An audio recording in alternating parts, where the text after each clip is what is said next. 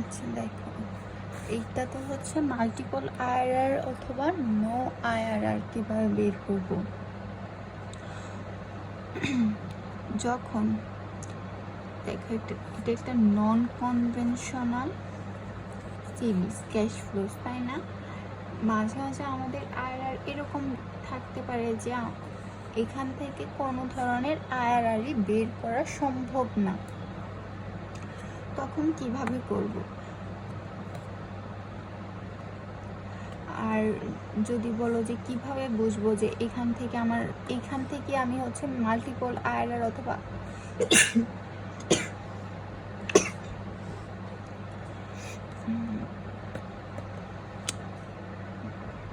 আচ্ছা কিভাবে বুঝবো যে এখান থেকে হচ্ছে আমি মাল্টিপল আইআরআর অথবা নো আইআরআর পেতে পারি? যখনই দেখবো যে আমার ক্যাশ ফ্লোর যে সিরিজটা এটা একটা নন কনভেনশনাল ক্যাশ ফ্লোস, তখনই সেইখানের একটা পসিবিলিটি থাকে যে এখান থেকে আমি নো আইআরআর অথবা মাল্টিপল আইআরআর পেতে পারি। আমরা এখন যে সুবিধা দেখবো সেটা থেকে আমরা হচ্ছে মাল্টিপল আইআরআর কীভাবে বের করে সেটা দেখবো।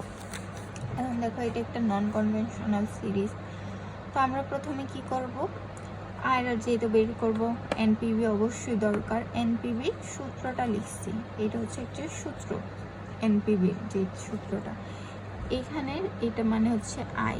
হ্যাঁ, এখন আমি তো জানি না যে আমার এই আয়ের পার্সেন্টেজ কত, সেই ক্ষেত্রে আমি ধরে নিব যে 1 প্লাস আইআর ইকুয়ালস টু হচ্ছে এক্স।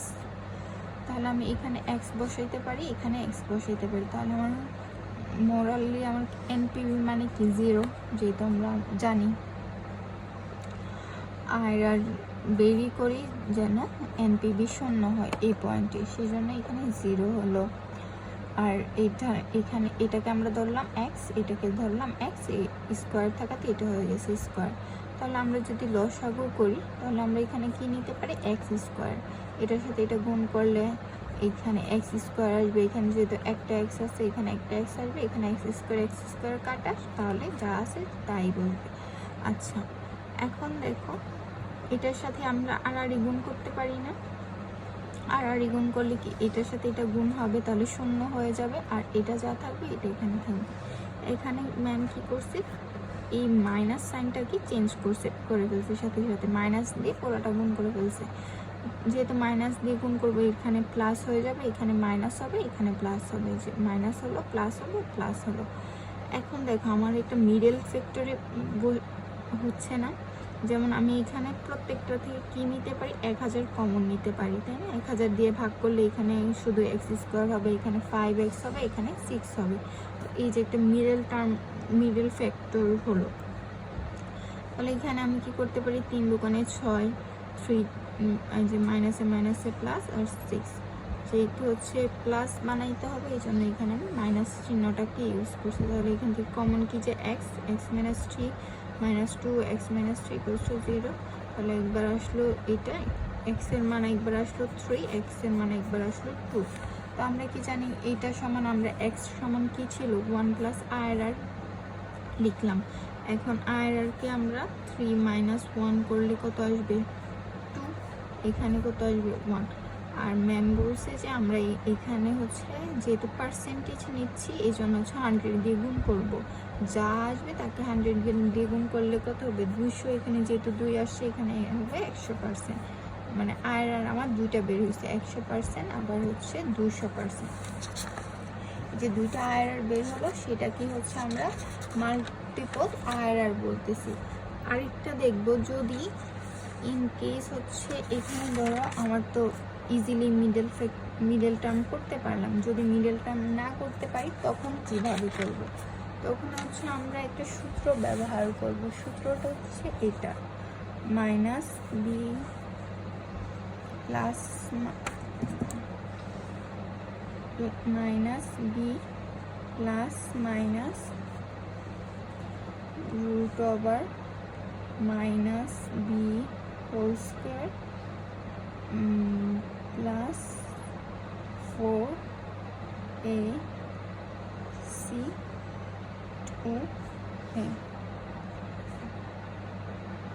যেখানে মাইনাস এটা হচ্ছে আমার একটা সূত্র। এখন দেখো এটারও হচ্ছে আমার কি নন কনভেনশনাল ক্যাশ প্লাস, এই প্রথমে মাইনাস তারপর প্লাস আবার মাইনাস, মানে হচ্ছে সাইন সেম না। তাহলে আমরা আগের মতো যদি আসি, এইটাকে বসাইলাম এইটুক পর্যন্ত, ওই যে এক্স উঠে গেল, এখানে হচ্ছে প্লাস চেঞ্জ হলো। এইখানে এসে দেখো ছোট করার পর আসছে কি 8, 50, 50। এইটাকে মিডল টার্ম করা একটু কঠিন, তো আমরা মিডল টার্মে না যে আমরা হচ্ছে এই সূত্রটা ইউজ করতে পারি। যেমন এখানে এ সমান কত হবে, এ সমান 8 হবে, বি সমান হবে -50 আর সি সমান হবে শুধু 50। তাহলে প্রথমে সূত্র ছিল কি মাইনাস বি, এই যে মাইনাস হচ্ছে সূত্রের আসছে আর এখানে হচ্ছে -50 ছিল, এটা বসছে। তারপর রুট ওভার গেল মাইনাস বি হোল স্কোয়ার, এই যে মাইনাস, আচ্ছা এখানে হয়তো বি স্কোয়ার ছিল, হ্যাঁ বি স্কোয়ার, এই যে বি বসাইলাম স্কোয়ার করলাম, তারপর হচ্ছে -4 সূত্রের এ হচ্ছে 8 আর হচ্ছে সি, এই যে সি হচ্ছে 50 দিলাম, 2a 2 সূত্রের আর এ হচ্ছে 8।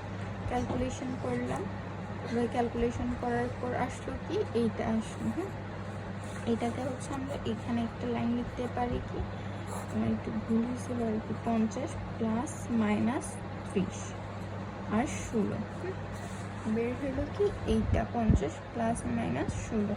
এখন দেখো একটা তাহলে প্লাসের হবে, একটা হবে মাইনাসের, এই যে 50 প্লাস 30 মাইনাস 16, আর একটা কত বেরোচ্ছে 16। তাহলে একবার এক্স এর মান এখান থেকে কত পাবো 5, এখান থেকে পাচ্ছি হচ্ছে 1.25।